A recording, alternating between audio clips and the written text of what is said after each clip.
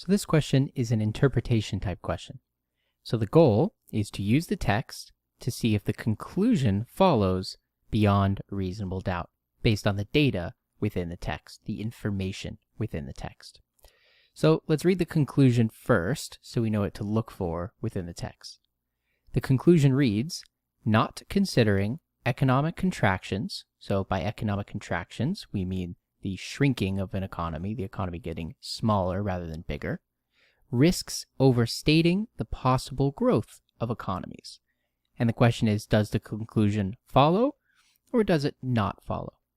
So let's read the text. Economic forecasters tend to perform well within 3 4-month predictions, but become much less successful beyond this time scale, especially with 22 months or more.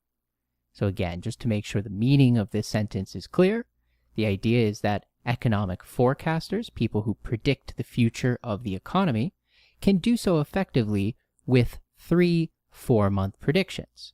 But for longer timescales beyond this, and especially with 22 months or more, they are far less successful.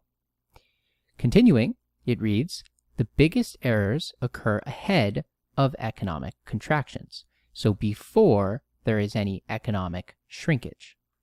This is because, though economies normally have steady but slow growth, so the opposite of a contraction, when they do contract, they do so sharply. So with that in mind, let's reread the conclusion. Not considering economic contractions risks overstating the possible growth of economies. Well, this does follow from the text.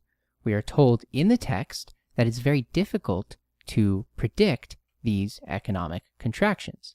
And when contraction occurs, they do so sharply.